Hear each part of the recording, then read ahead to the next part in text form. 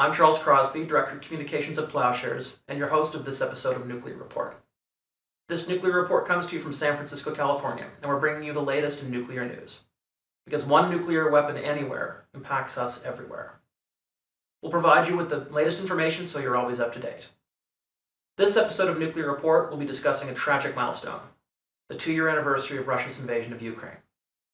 To catch us up to speed, Russian President Vladimir Putin announced Russia's invasion of Ukraine on February 24, 2022. During his address, he warned countries not to interfere, threatening consequences, quote, such as you have never seen in your entire history. This threat immediately put the threat of nuclear weapons use on the table. It was meant to keep the US and allies from intervening on Ukraine's behalf. Ukraine was not a member of NATO at the time of the invasion, which meant that the United States and NATO allies were not bound to defend Ukraine against Russia, nor did Ukraine fall under the nuclear umbrella, the guarantee by a nuclear weapon state to defend a non-nuclear allied state. But given Russia's repeated nuclear threats, whether direct or implied, and the scale of the invasion, the US provided financial assistance and military aid to Ukraine. Nearly $350 billion in aid have been committed by mostly Western nations since 2022, $77 billion coming from the United States. Ukraine has also received military equipment and military training for Ukrainian forces. An international nuclear disaster is feared at the Zaporizhzhia nuclear plant. In the midst of a war, there was concern about a nuclear accident when Russian troops seized the plant. The International Atomic Energy Agency engaged the plant as a result of this international concern. So where are we now? 2 years into the invasion. Ukraine has recaptured 54% of occupied territory, while Russia still occupies 18% of the country. Both sides have dug in, making breakthroughs increasingly difficult, and the number of casualties has climbed to an estimated 500,000.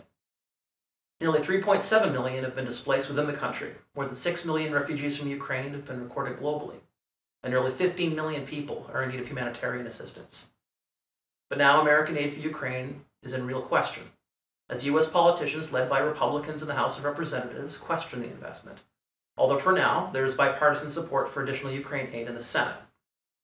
The Pentagon has essentially exhausted the money Congress allocated for Ukraine over the past 2 years. And it remains unclear when and if more money might be on the way. And Putin has continued to spread propaganda about Russia's invasion of Ukraine, including in a recent interview with Tucker Carlson. During the more than 2-hour-long conversation, Putin continued to assert that it's Russia's right to take territory from Ukraine given the history of their relationship.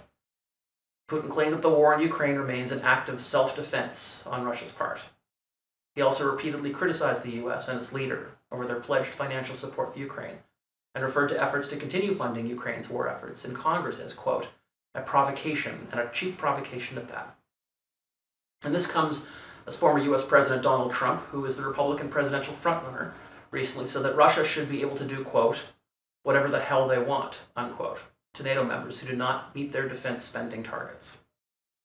This comment comes as he recalled during his time as president. He told an unidentified NATO member that he would, quote, encourage Russia to do as it wishes in case of NATO allies who are, quote, delinquent. This has sparked concern among those in NATO. The head of NATO warned that Trump's comment was putting the safety of US troops and their allies at risk after his comment. And a recent death in a Russian prison in the Arctic has led to international backlash against Vladimir Putin and Russia, after the death of Alexei Navalny, the Russian opposition leader who was serving a 3-decade prison term. His death was announced on Friday, February 16th. It's alleged that after a walk, he felt unwell and almost immediately lost consciousness. At the time of this recording, his body had not been released to his family.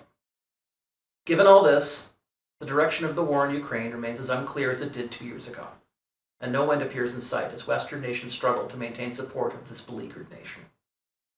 This remains one of the world's hotspots, with the continued looming threat of nuclear weapons hanging over the entire theater of war. We continue to pray for the people of Ukraine as this grim anniversary rolls by. I'm Charles Crosby for Nuclear Report.